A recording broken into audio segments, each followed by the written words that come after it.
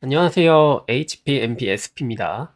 이번에는 가상현실 VR 개발 아니면 VR 개발자 관련된 내용으로 라디오처럼 이야기를 한번 해보도록 할게요. 일단 가상현실이라고 한 거 자체가 초기에 VR 디바이스였죠. 휴대폰을 가지고 VR 개발을 했는데 휴대폰에다가 360도 이미지나 영상을 씌운 거라고 보시면 돼요. 그래서 휴대폰이 이렇게 있으면은 휴대폰 기준으로 360도 이미지나 영상이기 때문에 이렇게 감싸는 형태, 스피어 형태죠. 구체 모양이나 아니면은 육면체, 정육면체 모양으로 큐브맵 방식으로 해갖고 여기에 휴대폰을 넣은 거라 보시면 됩니다. 그러면은 휴대폰으로 주변을 이렇게 둘러봐도 위, 아래, 왼쪽, 오른쪽, 앞과 뒤 모든 곳이 다 꽉 막혀 있겠죠. 그렇기 때문에 이렇게 사진에 보이는 것처럼 360도 롤러코스터 영상이죠. 그래서 이런 식으로 볼 수 있다라고 보시면 됩니다. 그래서 옛날에는 따로 VR 기기 자체가 그렇게 좀 보급화가 안 됐어 갖고 휴대폰에다가 그냥 360도 관련된 리소스를 넣은 것 뿐이었어요. 근데 이제 시간이 조금 지나다 보니까 휴대폰을 바로 눈 앞에 갖다 대기 시작합니다. 그래서 요렇게 제가 처음 VR 배울 때 이 기어 VR 이거를 썼는데 요 앞에다가 휴대폰 꽂고요. 그 다음에 여기서 이렇게 양안 렌더링을 해요. 그리고 이렇게 돼 있으면은 살짝 이미지가 위치가 조금 다릅니다. 예를 들면은 사람 모습이라 치면은 여기는 요렇게 보이고요. 여기는 요렇게 요 중앙 기준으로 눈에 바라보는 방향이 다르다 보니까 살짝 이 초점이 조금 달라요. 그래가지고 이 왼쪽과 오른쪽 눈을 이제 속이는 겁니다. 그래서 휴대폰에서는 이렇게 양안 렌더링을 이런 식으로 한다고 보시면 돼요. 좀 집중해서 보시면은 조금 다릅니다. 예를 들면 요 끝에를 보시면 알겠죠? 요렇게. 다음에 요렇게. 틀린 그림 찾기 같네요. 그래서 여기는 요렇게 두 개가 있고 여기는 하나가 잘렸죠? 요만큼이 여기가. 그리고 여기는 철골 구조가 어느 정도 나왔는데 여기는 많이 파묻혀 있습니다. 그래서 왼쪽 오른쪽 눈에 이 나오는 모습이 조금 달라서 왼쪽 눈과 오른쪽 눈이 3차원 공간을 보는 것처럼 느낌을 받게 합니다. 그래서 이런 식으로 디바이스에다가 휴대폰을 끼워서 쓰는 게 보급화되기 시작했고, 그래서 이런 걸로 VR 유저가 늘어나고 그 다음에 AR, VR이 미래 기술로 잡히면서 이제 좀 발전이 시작된 것 같아요. 그리고 발전과 동시에 보급화가 좀 쉽게 돼야 되니까 디바이스 가격을 낮추기 위해서 카드보드 VR이라고 하는 이렇게 종이로 접어서 쓰는 카드보드 VR 이 골판지가 나오게 됩니다. 이것도 여기 있는 종이를 열어가지고 여기다가 휴대폰을 이렇게 넣는 거라고 보시면 돼요. 그리고 이렇게 화면이 두 개가 나오겠죠. 그러면 이거를 이 앞에 있는 이 렌즈를 통해 가지고 보면은 공감각을 느낄 수 있습니다. 근데 이렇게 쓰다 보니까 상호작용을 어떻게 하냐면은 이제 레티클이라고 하는 조준점이 생기기 시작해요. 응시 인터랙션을 하는데 여기다가 이런 식으로 점을 하나 만들었다고 보시면 돼요. 그래서 이렇게 생긴 문이 있다면은 이 디바이스들을 쓰고 여기 문에 문고리를 쳐다본다면은 이렇게 그릴게요. 이렇게 해갖고 얘를 쳐다보면은 여기 있는 레티클이라고 하는 게 이제 쿨다운이 돌겠죠. 그래서 응시를 이렇게 해갖고 3초 정도 응시를 지속하면은 문이 열리는 애니메이션이 실행되는 그런 응시 상호작용을 썼습니다. 하지만 이렇게 레티클을 활용해서 뭔가 쳐다보갖고 상호작용을 하는 응시 인터랙션만 하면은 조금 부족하죠. 그러다 보니까 이제 컨트롤러가 생기기 시작합니다. 이게 데이드림이었나 하는 거였던 것 같고요. 이거는 피코네요. 저는 기어 VR 다음에 그 다음 쓴 게 바이브였을 거예요. 바이브랑 바이브 프로인가? 그 기기를 썼는데 이것도 한번 써보긴 했어요. 일단 여기서는 컨트롤러가 이렇게 디바이스마다 하나씩 있죠. 한 개 있는 거랑 두 개 있는 거랑은 달라요. 일반적으로 한 개 있는 것들을 3DOF라고 합니다. 그리고 반대쪽에 이거는 오큘러스 1이죠. 오큘러스 1 같이 이제 컨트롤러가 두 개 있는 것들도 나오기 시작하는데 이런 두 개, 컨트롤러가 두 개 있는 것들을 6DOF라고 합니다. 이게 꼭 그렇다라고 보긴 애매한데 일단 컨트롤러 두 개가 일반적으로 대부분 6DOF고요. 컨트롤러 하나가 대부분 3DOF라고 보시면 돼요. 그러면은 여기 있는 3DOF, 6DOF 이게 뭐냐면은 바로 이 차이입니다. 3DOF는 세 가지 축만 쓸 수 있다고 보시면 돼요. 그래서 이 세 개 축이 뭐냐면은 바로 헤드셋을 쓴 상태에서 이렇게 고개를 막 왔다 갔다 도리도리 돌리는 거, 그 다음에 위아래로 끄덕거리는 거, 그리고 이렇게 좌우로 갸웃갸웃 이렇게 고개를 할 수 있는 세 가지 회전축만 인식할 수 있다라고 보시면 돼요. 3DOF는. 근데 6DOF는 뭐냐면은 요 회전, 헤드셋 HMD의 회전 상태뿐만 아니라 포지션까지 인식할 수가 있습니다. 헤드셋을 쓰고 앞으로 가면은 공간은 고정되어 있고, 그러니까 월드가 고정되어 있고, 월드 상태에서 헤드셋이 앞으로 가면은 진짜 캐릭터가 앞으로 간 거예요. 근데 3DOF는 월드가 바로 헤드셋이에요. 그래서 헤드셋이 움직이면은, 이렇게 움직이면은 공간, 요 주변에 있는 자신이 속한 월드 자체가 같이 움직입니다. 그래서 여기 3DOF는 HMD, 헤드셋의 회전 상태만 받아들일 수 있고 월드 공간이 헤드셋을 따라다니기 때문에 앞에 있는 것을 잡으려고 해도 아무리 헤드셋을 쓰고 앞으로 걸어간다 한들 헤드셋에 따라서 월드가 같이 움직이기 때문에 물건을 잡을 수가 없습니다. 6DOF는 헤드셋은 월드랑 별개로 이 위치, 포지션 이동까지 판단하기 때문에 앞에 물체가 있으면은 헤드셋 쓰고 앞으로 걸어 나가면 돼요. 그러면은 월드는 그 상태를 유지하고 있으니까 그 앞에 있는 물체를 헤드셋 쓰고 가까이 가서 상호작용을 할 수 있겠죠. 그래서 그거에 좋은 예시의 영상이 바로 요건데,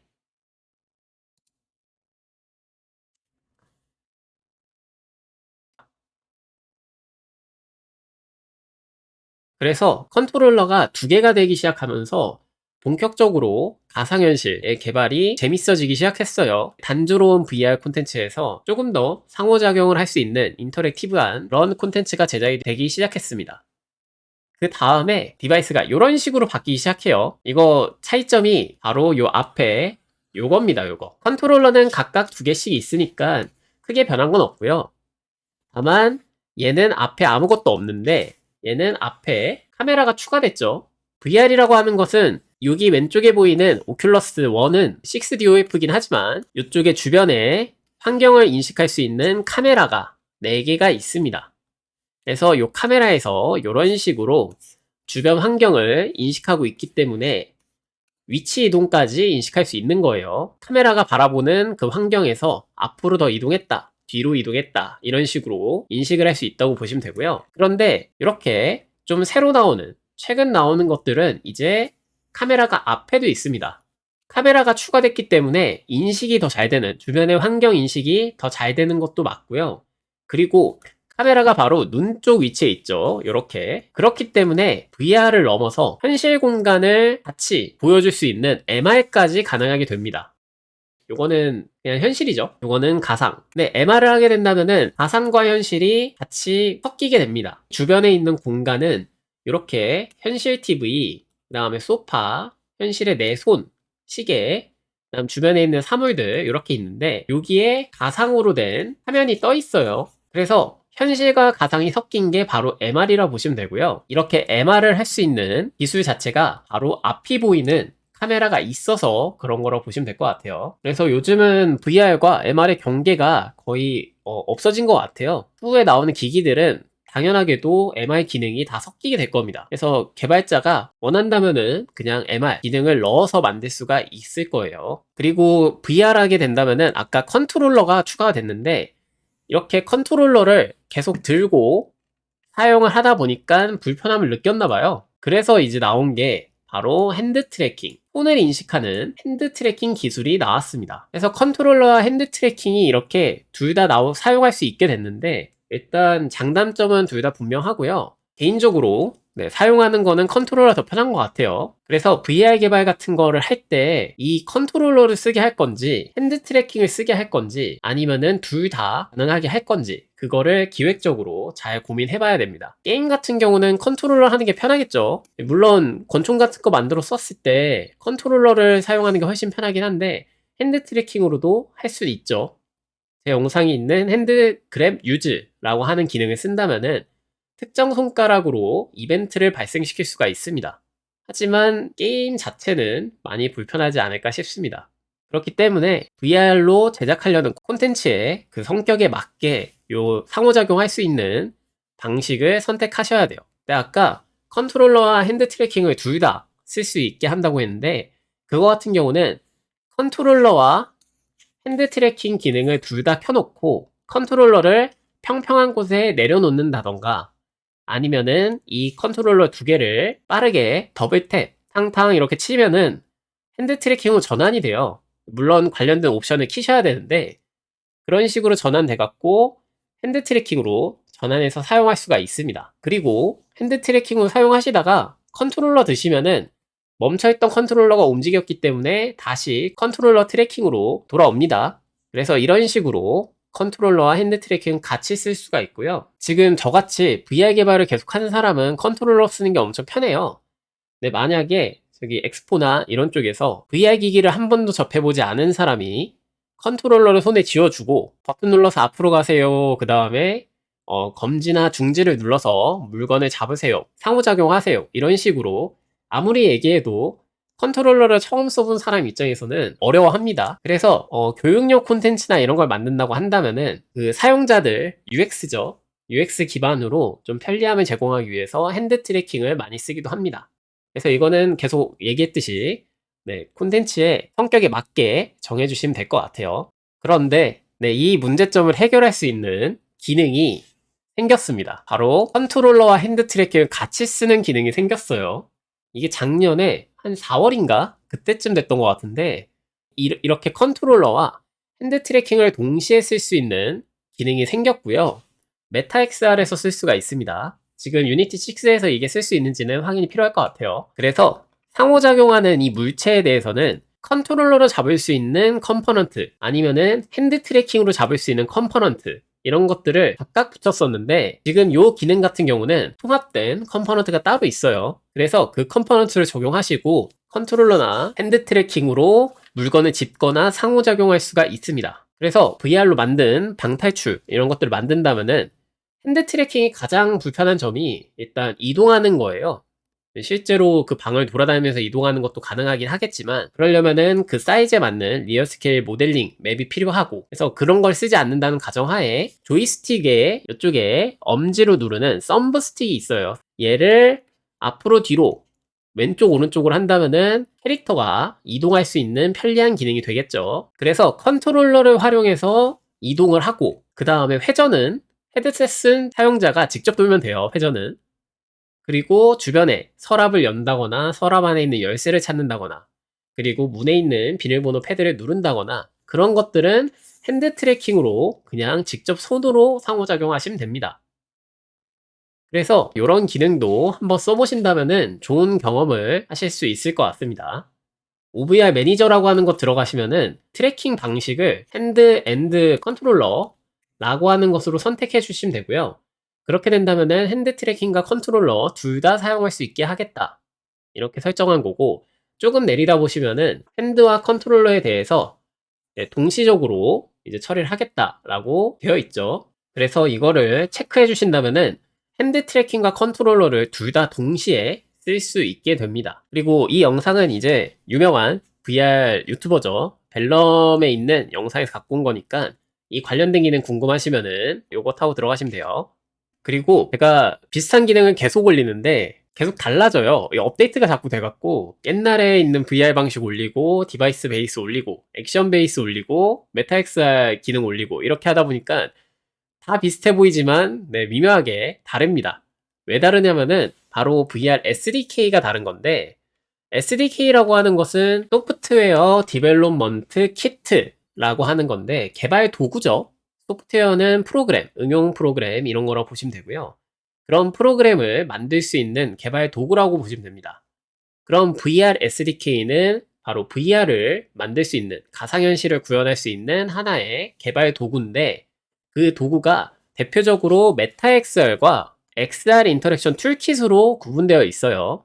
물론 이거 외에 좀 몇 개가 더 있긴 해요. VRTK라고 하는 것도 있고 다른 것들도 있는데, 일단 대표적으로 이렇게 두 개가 있습니다. 일단은 바로 메타에서 만든 VR SDK가 메타 XR이고요.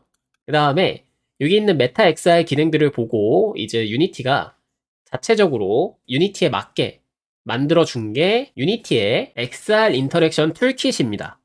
일단은 장단점, 서로 간의 특징점이 명확합니다. 여기서 VR 개발을 하신다고 했을 때 메타 XR을 쓸지 아니면 XR 인터랙 툴킷을 쓸지 엄청 고민이 많으실 거예요. 그래서 이거는 만들려고 하는 프로젝트에 따라서 결정하시면 되는데, 둘 중에 아무거나 써도 웬만한 건 만들 수가 있어요.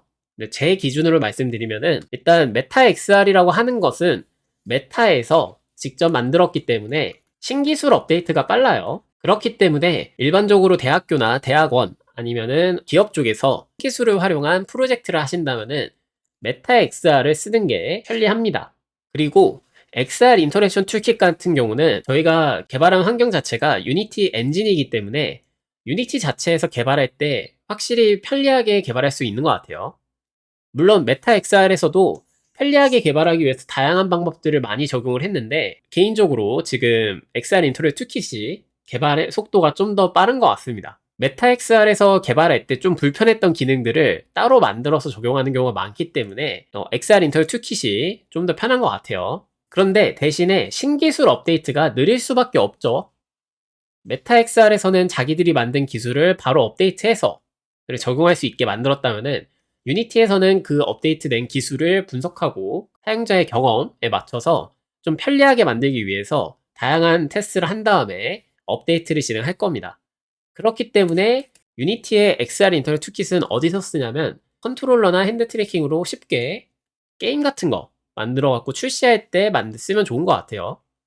저 같은 경우도 실제 출시를 할 때 XR 인터랙 툴킷으로 만들어서 출시를 했고요. 그래서 이 두 개의 장단점이 확실하기 때문에 현재 활동하는 분야에 따라서 다를 것 같아요. 그래서 이거는 잘 알아보시고 편하신 걸로 선택해서 진행하시면 됩니다. 그리고 VR 디바이스 없이 개발할 수 있는 방법도 있는데요. VR 시뮬레이터를 활용하게 된다면은 VR 헤드셋이나 컨트롤러 없이 핸드 트래킹이든 컨트롤러 트래킹이든 둘 다 만들어 쓸 수가 있습니다. 그래서 혹시나 디바이스를 사는 게 좀 부담스러우신 분들은 이렇게 VR 시뮬레이터를 다운받으시고 쓰시면 될 것 같고요. 이것도 헤드셋 없이 개발하는 방법 해갖고 두 개를 올렸는데 다른 거예요. 이거는 유니티의 XR 디바이스 시뮬레이터고요. 그 다음에 위에 있는 이 권총 든 거는 메타 XR의 시뮬레이터입니다. 그래서 디바이스가 없으시면은 먼저 이런 시뮬레이터를 활용해 갖고 한번 프로토타입적으로 개발을 한번 해보셔도 괜찮고요. 다만 이렇게 시뮬레이터를 쓰는 것은 상호작용하는 게 간단한 상호작용밖에 할 수가 없어요. 복잡한 상호작용이라든가 그런 것들은 좀 키를 여러 번 누른다든가 많이 좀 불편해집니다. 그래서 이렇게 VR 시뮬레이터 기능도 있다는 걸 알아두시면 좋을 것 같고요. 그리고 VR을 하게 된다면은 일반적인 개발과 달라지는 게 바로 UI 방식인데, 일반적인 UI는 오버레이 방식을 취합니다. 화면에 딱 붙어있는 이런 게 오버레이 UI예요. 화면에 딱 붙어있기 때문에 요 캐릭터가 아무리 왔다 갔다 해서 움직이거나 뭐 여기 화면에 달라붙으려고 해도 요 UI는 얘랑 다른 세계에 있는 거예요. 얘랑은 아예 다른 공간에 있다고 판단하시면 돼요. 그래서 화면에 딱 붙은 게 오버레이 방식의 오버레이 UI고요. VR에서는 이렇게 화면에 딱 달라붙는 오버레이 UI를 쓰시면은 아예 보이지 않습니다. 왜냐면은 저희는 카메라를 눈으로, 양안으로 이렇게 쳐다보기 때문에 이렇게 화면에 붙여 놓으시면은 게임 뷰상에서는 보인다 하더라도 실제로 빌드에서 헤드셋 쓰고 보시면은 아예 안 보이니까 오버레이 UI를 쓰지 못합니다. 안 쓰는 게 아니라 아예 못해요. 그래서 월드 방식의 UI를 쓰는데, 이렇게 공간 UI, 월드 UI, 그 다음에 3차원 UI 이런 식으로 부르고요. 지금 보시는 것처럼 특정 공간, 이렇게 사용자 앞에 한 3m라고 할게요. 3m 앞에 이렇게 특정 공간에 UI를 배치할 수 있습니다. 정확히 말하면은 카메라 헤드셋 기준으로 3m 앞에 배치한 거겠죠. 그래서 이런 식으로 배치하는 것을 월드 UI, 공간 UI, 3차원 UI 이런 식으로 말을 하고요. 이런 UI들을 사용자 시점에서 좀 보기 편하게 만든 것이 바로 커브드 UI예요. 그래서 일반적으로 이렇게 좀 플랫한, 이렇게 평평한 이런 UI에서 사용자가 요쯤에 있겠죠. 사용자 입장에서 요거를 좀 더 UI를 잘 보여주기 위해서 UI를 꺾는 방법도 사용할 수가 있습니다. 그래서 커브드 UI를 쓴다면은 조금의 이제 UX적인 거나 아니면은 좀 디테일, UI 디테일을 챙길 수 있겠죠. 유니티에서의 UI 변화를 본다면은 어떤 식으로 변했냐면 옛날에 유니티에서 만든 UI가 있었어요, 자체적으로. 일단 여기서 이 UI가 많이 불편했다고 합니다. 그래서 요게 너무 불편하다 보니까 어떤 사람이 NGUI라고 하는 것을 만들었어요. 그래서 NGUI가 만들어져서 모든 사람들이, 거의 대부분의 사람들이 유니티에서 만든 이 UI를 쓰지 않고 다 NGUI를 쓰게 됐어요. 근데 이렇게 하다 보니까 유니티에서도 계속 기능 업데이트를 하기 때문에 이렇게 NGUI 개발자를 데려와서 만든 게 UGUI라고 들었어요. 이게 사실인지는 모르겠는데 NGUI가 워낙 모든 사람이 쓰기 편하게, 편리하게 만들었기 때문에 요 만들었던 제작자를 데리고 와서 만든 게 UGUI라고 합니다. 아닐 수도 있어요, 이거는. 그래서 이렇게 UGUI가 탄생을 하게 됐는데 제가 바로 이 시점에 이제 개발자가 됐죠. 유니티 개발자가 된 거예요. 그래서 이때 당시에 면접에 거의 100%, 네, 면접의 90% 이상으로 질문이 나오는 게 NGUI 쓰세요? UGUI 쓰세요? 라는 질문이 나왔습니다. 이게 그냥 기업에서는 NGUI를 대부분 썼고요. 왜냐면은 그때 당시가 이제 2018년도, 19년도이기 때문에 이 NGUI를 한창 쓰고 있을 때였어요. 근데 UGI로 저는 배웠어요. 근데 저는 NGUI, UGI를 둘 다 배우긴 했는데 UGUI라고 하는 편리한 UI가 다시 나오다 보니까 회사 입장에서는 프로젝트를 NGUI로 진행할지 UGUI로 진행할지 애매한 거예요. UGUI가 이제 편하고 좋다고 하니까 바꾸긴 해야겠고, 근데 이번에 뽑은 유니티 개발자가 UGUI를 쓸 수 있는 건 알겠는데 자신들이 만들었던 기존 프로젝트가 있죠. 그 프로젝트는 다 NGUI예요. 그럼 NGUI도 쓸 줄 알아야겠죠. 그렇기 때문에 유니티 개발자를 뽑을 때 거의 100%로 질문을 할 수밖에 없는 게 그 당시에는 NGUI, UGUI 둘 다 쓸 수 있는지 이런 질문이 무조건 있었습니다. 그러면은 유니티 게임 유저 인터페이스라고 하는 UGUI에서 그 다음 세대인 UI 툴킷이라고 하는 게 나왔어요. UI 툴킷은 웹에 있는 방식을 좀 갖고 와서 웹에서 이제 프론트엔드가 전반적으로 화면에 보여지는 것들을 구성하는 건데 UI 툴킷이 그 웹에서 갖고 오는 프론트엔드 기반처럼 만든 거라고 보시면 됩니다. HTML과 CSS, 그 다음에 자바스크립트 이 세 개를 활용해 갖고 프론트엔드를 구성을 해요. 근데 UI 툴킷은 이거랑 비슷하게 UXML, USS, 그 다음에 저희가 유니티에 쓰는 C# 이렇게 쓰게 됩니다. 거의 비슷한 모습이죠. 그래서 웹 개발의 프론트엔드랑 비슷하게 화면의 모습을 꾸밀 수가 있는 거예요. 근데 제 입장에서 보면은 일단 UGUI가 편했고요. 계속 써왔기 때문에 UGUI 이거를 계속 쓰는 게 편했고, 그 다음에 아까 얘기 드렸던 오버레이와 월드 방식이 있었죠. UI 툴킷이 월드 방식이 안 됐습니다. 오버레이는 잘 됐어요. 그래서 VR 개발 입장에서는 월드 방식의 UI, 그러니까 공간 UI를 개발해서 적용을 해야 되는데 UI 툴킷은 오버레이만 되기 때문에 VR 개발자 입장에서는 이거를 쓰고 싶어도 못 씁니다. 그래서 UI 툴킷은 저한테는 점점 잊혀지게 됩니다. 그런데 바로 최근에 매달 마지막 주 수요일 유니티 라이브가 합니다. 저는 이거를 좀 꼬박꼬박 챙겨보고요. 만약에 못 보더라도 이 내용들을 따로 봐갖고 노션에 좀 정리를 해요. 그래서 유니티 라이브 내용이나 알쓸유잡이라고 하는 유니티 코리아에서 제공해주는 그 영상도 많이 보는데 정말 도움이 많이 됩니다. 그래서 유니티에 대해서 좀 깊게 알고 싶다, 내 메인이 유니티다, 그러면은 이 라이브를 챙겨보셔야 됩니다.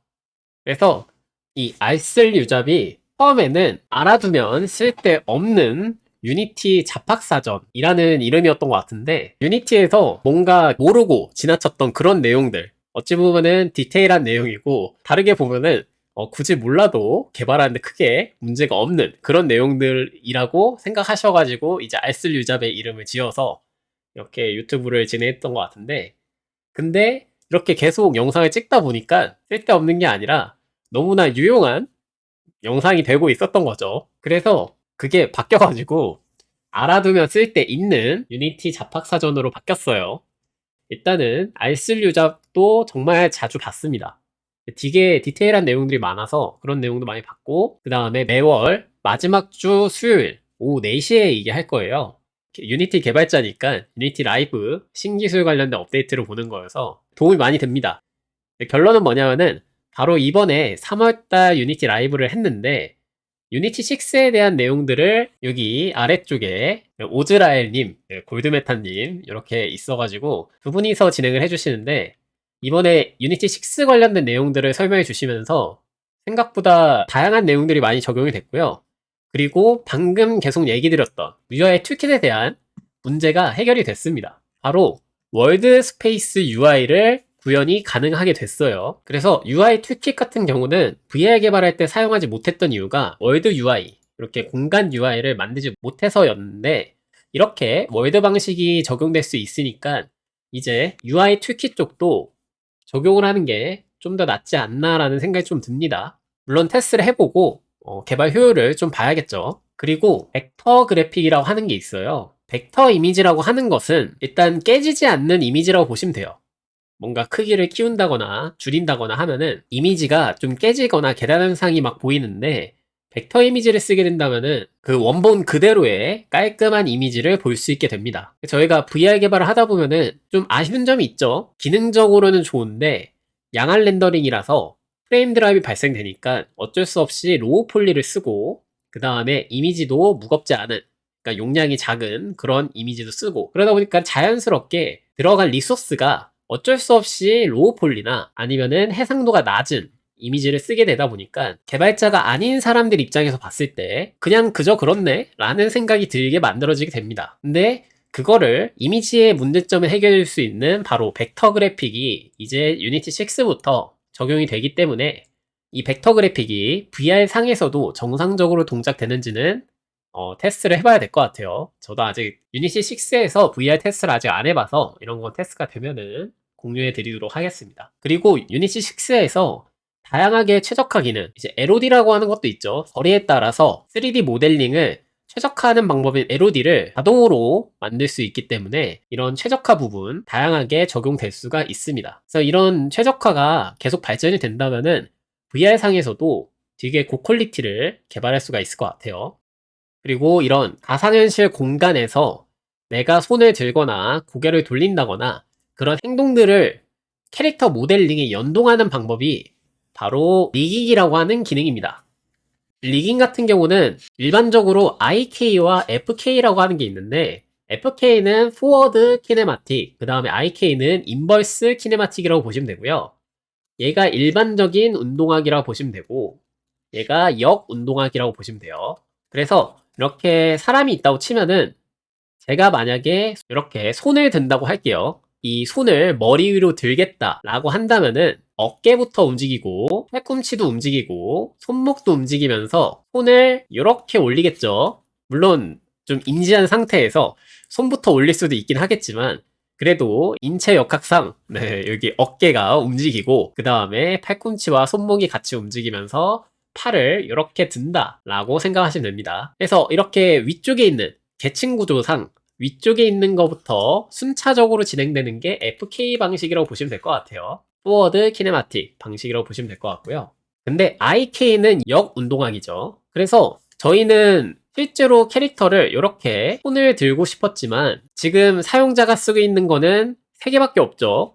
헤드셋, 그 다음에 컨트롤러, 아니면 핸드 트래킹, 이렇게 3개밖에 없습니다. 그러면은 지금 사용자 입장에서는 어깨를 트래킹해주는 숄더 트래킹, 팔꿈치를 트래킹해주는 엘보 트래킹, 이런 트래커가 없다는 가정하에 이 사용자가 손을 위로 올려서 이렇게 들어 올려서 캐릭터가 같이 손을 이렇게 들어 올리는 걸 한다면은 어쩔 수 없이 어깨부터 하는 게 아니라 바로 손부터 합니다. 끝단부터 한다고 생각하시면 돼요. 계층 구조상 손 쪽이 가장 마지막인데 손을 들면은 차례로 엘보, 숄더, 팔꿈치와 어깨까지 움직이는 게 바로 IK라고 보시면 됩니다. 그래서 손이나 손목을 이렇게 들어 올렸더니 자동으로 연결된 상위 객체인 엘보, 그다음에 숄더 이런 것들이 같이 따라서 역으로 끌어올려지는 게 IK라고 보시면 돼요.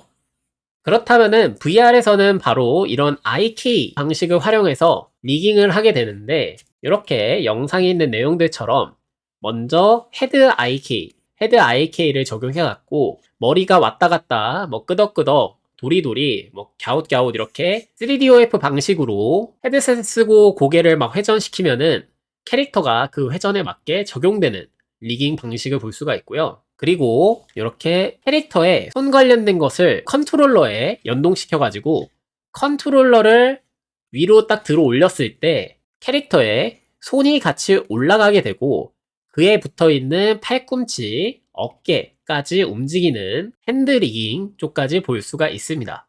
물론 이 리깅의 방식을 좀 바꿔서 손이라고 한번 해볼게요. 주먹을 쥔다 라고 했을 때 주먹은 여기 또 뼈가 있죠. 여기 엄지손가락은 뭐 뼈가 마디가 2개 있다고 치면은 이렇게 리깅이 이렇게 있을 거고, 일반적인 여기 검지부터 하는 애들은 이런 식으로 있을 겁니다. 그럼 FK라고 하면은 바로 주먹을 쥔다 했을 때 얘가 1번, 2번, 3번 순으로 젖을 거예요. 손가락 기준으로 안쪽에 있는 애가 먼저 접히면서 2번도 접히고 손끝도 접히는 방식이 될 겁니다. 그래서 이렇게 접겠죠.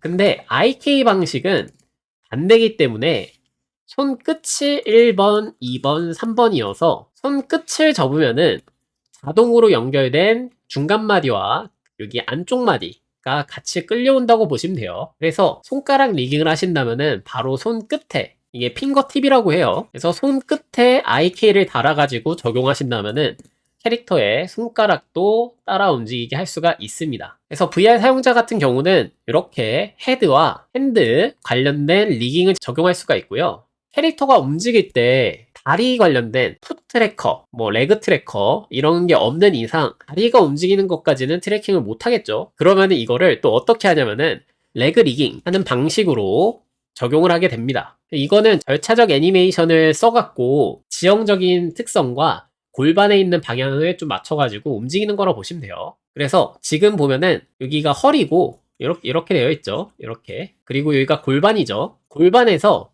레이저를 쏩니다. 이렇게 레이저를 쏴요. 지면 방식으로. 그러면은 여기 골반 기준으로 수직으로 내려 찍는 여기 포지션이 뜨겠죠. 그런 다음에 왼발과 오른발에 대해서 또 각각 각도를 측정합니다. 이렇게. 그럼 각각의 각도가 이렇게 나오겠죠. 그래서 이 캐릭터의 상체가 지금 IK가 잡혀가지고 움직일 수가 있어요. 그래서 캐릭터가 현재 6DOF, 6DOF 방식의 헤드셋을 쓰고 있기 때문에 포지션과 회전을 모두 월드상에서 적용할 수가 있습니다. 그럼 사용자는 헤드셋과 컨트롤러를 들고 있겠죠. 이렇게. 사용자가 이 상태에서 앞으로 갔어요, 그냥. 그러면은 이렇게 앞으로 간다면은 캐릭터가 이렇게 이동을 하겠죠. 근데 지금 캐릭터가 이동한 거는 상체뿐입니다. 상반신만 이동을 한 거예요. 그렇기 때문에 다리는 이렇게 있습니다, 지금. 그러면은 골반에서 내려오는 요 각도가 엄청나게 커졌죠. 그렇기 때문에 다리를 강제로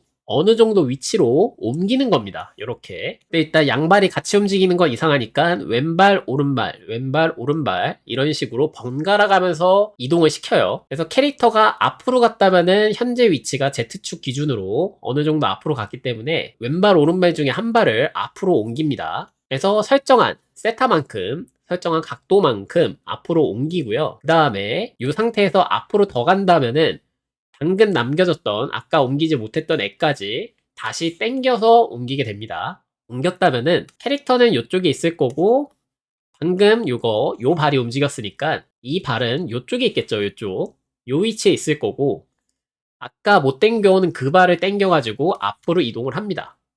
그래서 이런 각도나 무릎을 올리는 이런 값들에 대해서는 원하는 대로 수치를 적용할 수 있기 때문에 움직이는 이동 속도에 따라서 다리를 움직이는 그 각도를 막 변경해 주셔도 됩니다. 일단은 그런 식으로 이렇게 레그 리깅을 구현할 수가 있어요. 그래서 이런 식으로 VR 리깅을 구현하게 된다면은 VR 사용자 입장에서 좀 더 몰입감을 줄 수가 있겠죠. 그런데 2023년 정도까지는 메타버스라고 하는 키워드가 계속 나왔던 것 같고요.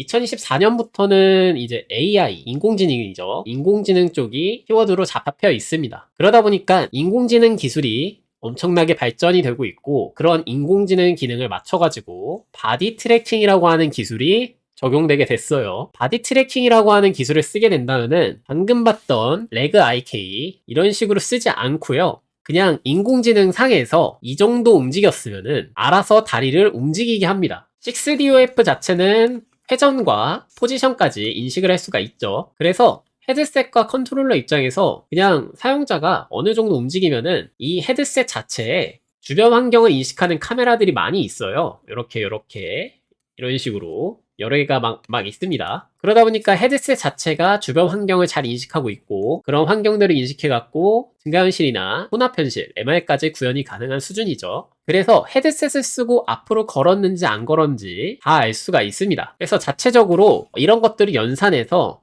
헤드셋을 쓰고 어느 정도 움직이거나, 아니면 헤드셋을 쓰고 쪼그려 앉는다거나 한다면은, 사용자는 이렇게 있을 때 갑자기 사용자가 이렇게 쪼그리고 앉았어요. 쪼그리고 앉은 걸까요? 네, 이렇게 쪼그리고 앉았어요. 그러면은 헤드셋 입장에서는 H라고 하는 이제 높이 값이 달라졌습니다. 그러면은 사람이라면은 이렇게 내려앉는 것에 대해서 자체적으로 이 다리를 접을 수밖에 없기 때문에, 다리를 그 스타워즈에 나오는 것처럼 이렇게 접진 않죠. 이렇게 눈이 있으면은 이렇게 접지 않죠. 사람이라면은 무릎 쪽으로 접죠. 이렇게. 그렇기 때문에 이런 방식으로 자동으로 그것을 적용합니다. 그래서 애니메이션이 자동으로 무릎 쪽으로 다 접으면서 쪼그려 앉는다면은 쪼그려 앉아지고, 앞으로 나간다면은 오른발 왼발 번갈아 가면서 다리를 움직이고, 그런 식으로 적용하는 것이 바로 바디 트래킹 기술이고요. 인식할 수 있는 많은 것들이 트래킹이 가능해요. 그래서 일단 이거는 다리를 보다 리얼하게 자연스럽게 접기 위한 부드러운 트래킹을 적용하기 위해서 이런 식으로 관련된 사진을 보여주는 거고요. 그 다음에 이런 식으로 사용자가 헤드셋을 쓰고, 지금은 핸드 트래킹이네요. 손은 이렇게 들고 있고 하는데, 요거에 대해서 캐릭터에 본 작업을 뜬 겁니다. 헤드와 그 다음에 손, 어깨, 팔 쭉 내려와서 다리, 그 다음에 다리 끝까지 이런 식으로 적용해서 이거를 캐릭터한테 연동시켰다고 보시면 돼요. 그래서 이런 바디 트래킹 같은 경우는 메타 쪽에서 제공해주는 메타XR의 무브먼트 SDK를 보시면 됩니다. 그러면은 움직임 추적에 대한 그런 내용들을 알아보실 수가 있어요. 이런 거 쓰면 재밌으니까 시간 되시면은 한번 해보시면 좋을 것 같고요. 그리고 바디 트래킹 뿐만 아니라 관련된 눈 추적부터 눈썹, 그 다음에 광대, 인중, 입술, 그 다음에 혀까지 별의별 게 다 트래킹이 다 됩니다. 지금 보시면은 일단 이렇게 하면은 눈을 감았는지 떴는지, 아이 클로즈 이런 것들에 대한 값도 알 수 있고요. 마우스, 입을 왼쪽으로 옮겼는지 오른쪽으로 옮겼는지, 이런 다양한 얼굴에 대한 트래킹, 페이스 트래킹을 통해서 그거를 분류를 해놨어요. 일반적으로 사람이 화를 낼 때 내는 표정, 아니면은 찡그릴 때, 뭐 불편할 때, 그런 것들에 대한 다양한 상황과 그거에 따라서 바로 인공지능을 통해 가지고 이런 것들이 다 분류가 됩니다. 그래서 VR 헤드셋을 쓰고 화상으로 회의 같은 거를 한다면은 바로 표정 연기를 잘해야 될 상황까지 왔어요. 그래서 가상으로 뭔가 회의하는데 눈을 감고 있다거나 막 찡그리고 있다거나 그런 것들이 다 들통나게 생겼습니다. 그리고 멀티를 활용한 가상 공간에서는 서로의 얼굴을 보고 말을 할 수도 있겠죠. 그래서 이런 얼굴에 대한 표정들도 조심을 해야겠지만, 일단 입 쪽에 대한 디테일도 다 적용이 됩니다. 그래서 메롱을 한다거나 그런 것들이 다 적용이 되고요. 그 다음에 립모션이라고 하는 게 있는데, 립이 바로 입술이죠. 입술이기 때문에 립모션이 바로 립싱크와 연동이 됩니다. 립싱크 많이 들어보셨죠? 싱크는 동기화예요.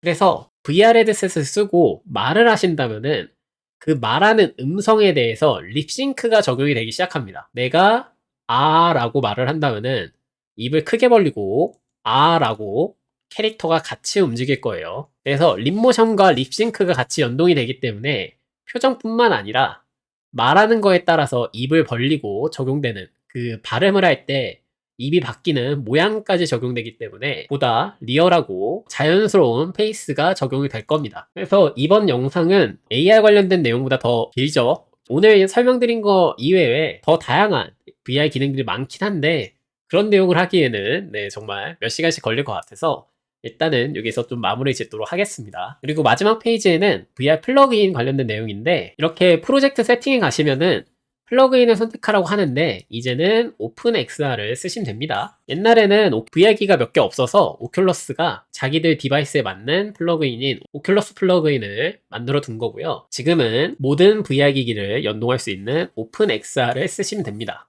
이 플러그인이라고 하는 게 플러그는 그거죠. 저희 뭐 해외여행 갔을 때 돼지코 플러그, 그다음 저희가 쓰는 이렇게 생긴 동그란 플러그 이런 것들이 있는데 이런 플러그가 바로 그 전기를 연결해서 쓰기 위해서 그 모양에 맞는 변환기 도구라고 보시면 될 것 같아요. 그래서 VR 플러그인이라고 하는 것은 바로 특정 VR 기기, 오큘러스, 바이브, 피코, 그다음에 이제 삼성 쪽에서 나오죠. 인피니티라고 무한이라고 하는 그런 VR 기기도 나올 건데 그런 VR 기기에 맞춰가지고 VR 기기를 그거에 맞게 사용할 수 있도록 도와주는 것이 VR 플러그인입니다. 오픈XR이라고 하는 플러그인을 쓰신다면은 모든 VR 기기에 연결해서 쓰실 수가 있습니다. 이번 VR 관련된 내용은 많이 길었는데 다음에 기회 될 때 또 이런 내용들로 영상을 찍도록 하겠습니다.